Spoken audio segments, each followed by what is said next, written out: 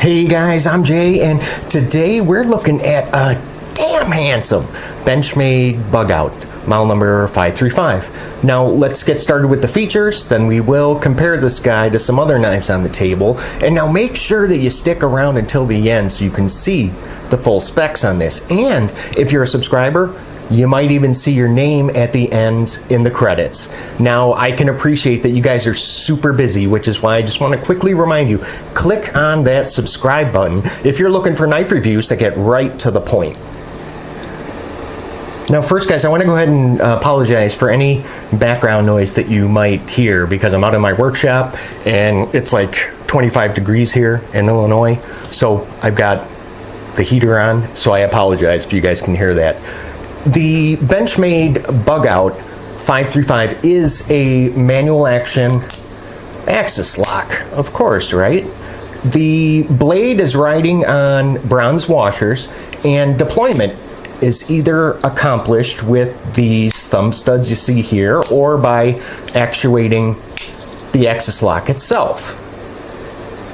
The blade is about 3.24 inches long with a thickness of 2.2 millimeters, and that's of CPM S30V blade steel. Great stuff. The handle, 4.22 inches long, giving the Bugout just a phenomenal, and I mean phenomenal, blade to handle ratio. The thickness, it is under ½ inch, the handle, at 0.40, and the closed width. So how much room that this little guy is going to take up in your pocket? Get this, only 1.15 inches across. Awesome. If we flip this over, you can see it is open construction, and it looks like we've got in there about 2 of those anodized blue barrel spacers. Why don't we go ahead and just get a weight here on this guy, considering it's kind of standout feature. 1.9 ounces, which is going to be roughly the equivalent of two AA batteries. This is a first on my channel. Incredible. Why don't we go ahead and just bring in a couple other knives here so you guys can get an idea the size of the Benchmade Bugout. Of course, the Spyderco PM2, cold steel American Lawman. And now I started with these 2 knives because if you look at the amount of actual cutting area, so sharpened edge, the Bugout has the very same amount of cutting area as the PM2 and the cold steel American Lawman. Let's bring in the Kershaw Skyline, which I truly believe the Bugout really closely resembles the Skyline. And how about another Benchmade? This is the Freak, which you can see is considerably larger than, well, both of these knives. And how about another Benchmade? One of my new favorites, actually, the Casbah, and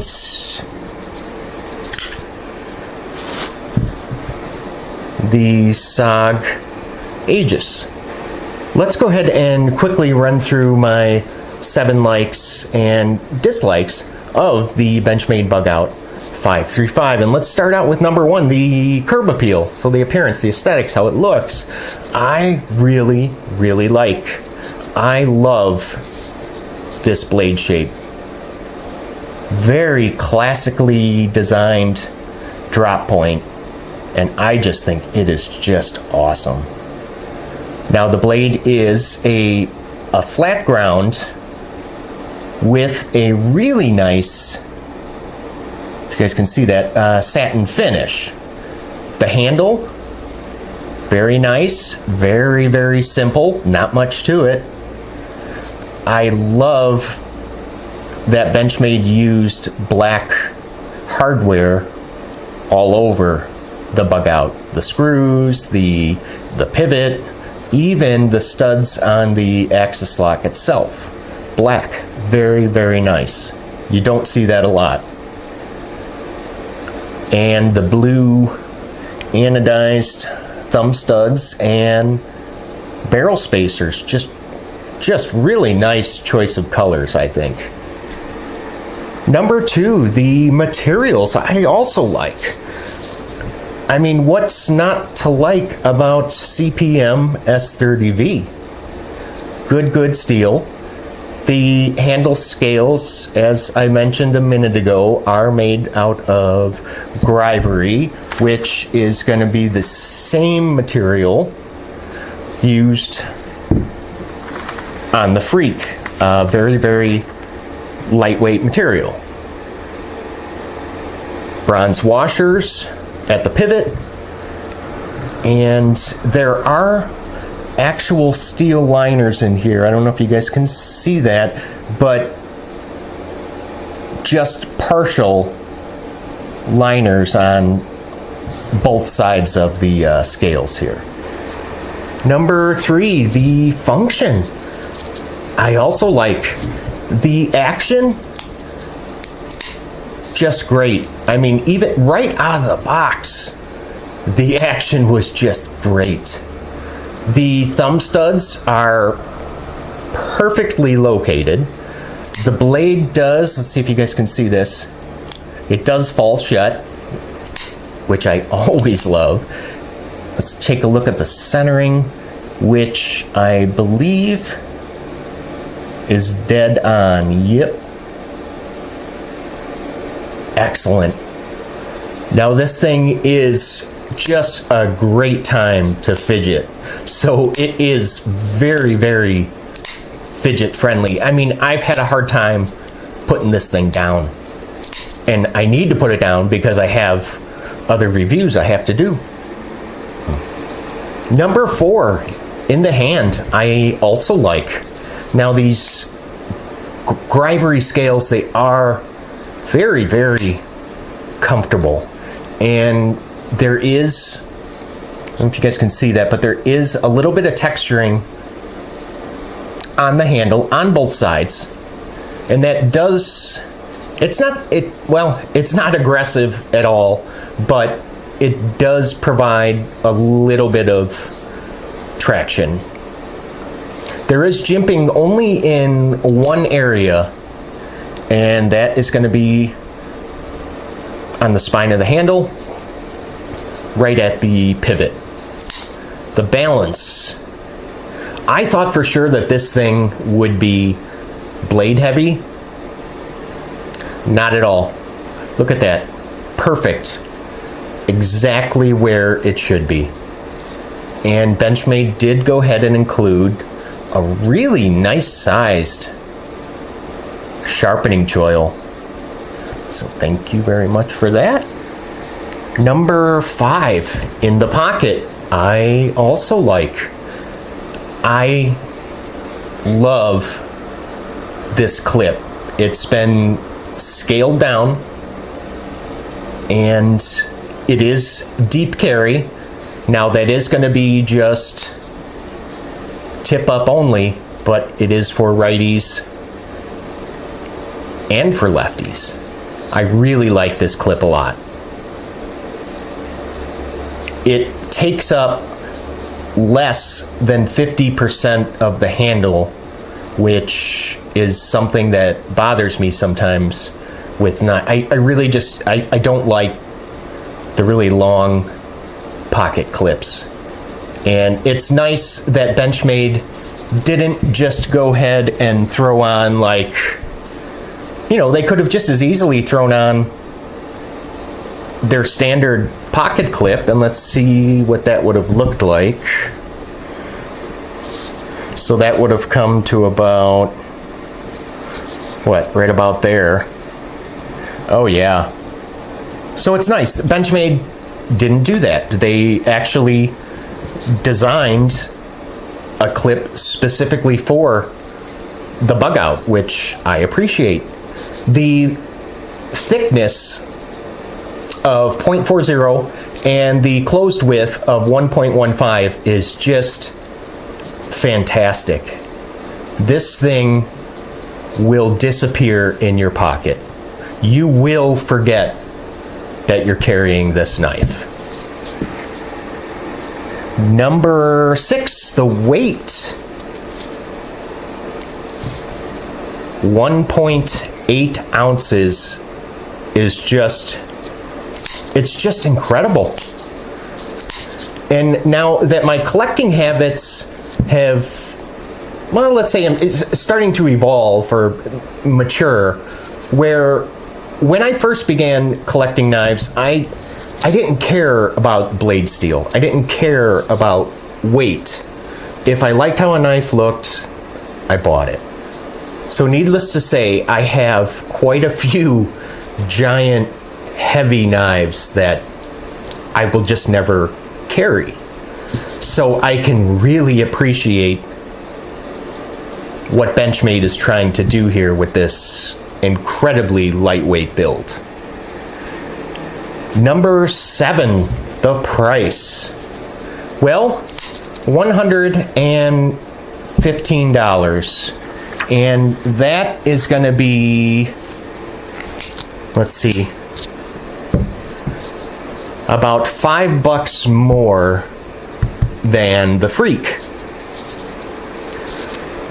I think that $115 is fair. I mean, if you base the price on the amount of material that there is on a knife, the amount of material that you get, then no, yeah, this isn't going to seem like a good value, considering, I mean, look at the size of the Freak, and it's $5 less, and it has the same, it uses the same materials. So if you look at it from that perspective, then yes, $115 is a lot, because there is very little material, a lot less, that's been used here on the bug out.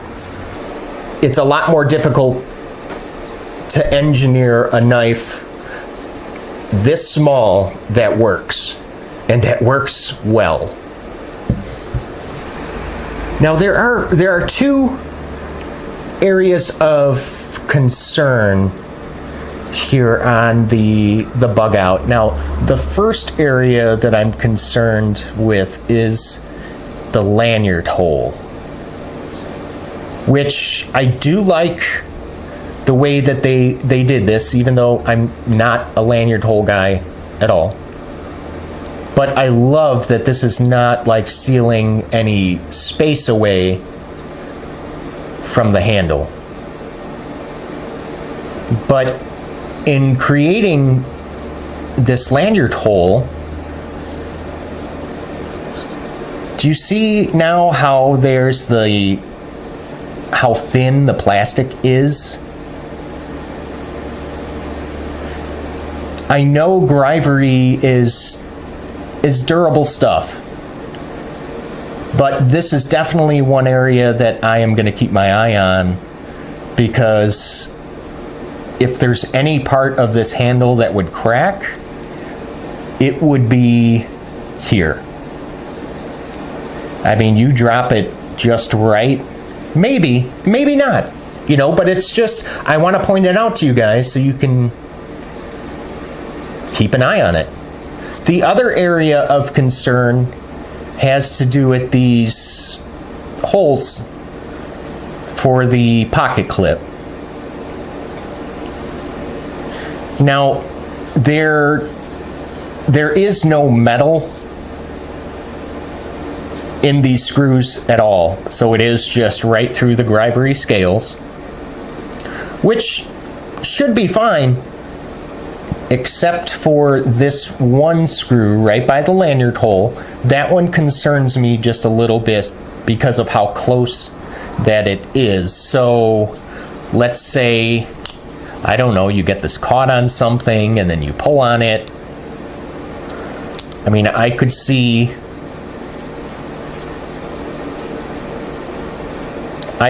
where that would be the first hole to crack. And again, maybe not. This is really durable stuff.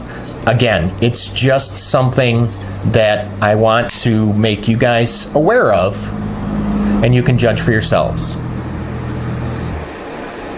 So let's very quickly go ahead and just summarize what we had talked about. We said the curb appeal is alike, materials like, function like, in the hand like, in the pocket like, weight like, and price I like.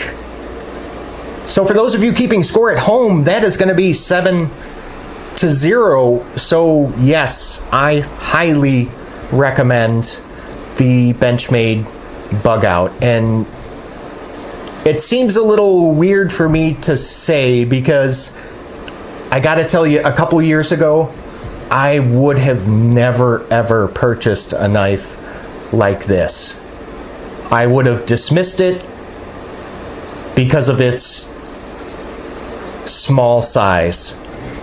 But I love this Bugout. And I want to show you another knife that actually tried to do sort of the same thing as Benchmade, although this has been out for a very long time, the Sog Aegis. Now, this also has a very, very lightweight build. The blade steel is nowhere near as nice as S30V. This is AUS 8.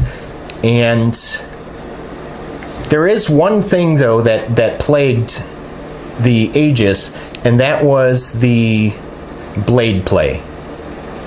And I did experience the same thing with this knife, because I would tighten it up, and then the action was too stiff, and there was no blade play. I would loosen it up, and then the action was great, but there was a lot of blade play. So I really could not dial this knife in to where I liked it. Now, I mentioned earlier about the Kershaw Skyline, because I really do believe that the Bugout was designed to compete against the Skyline.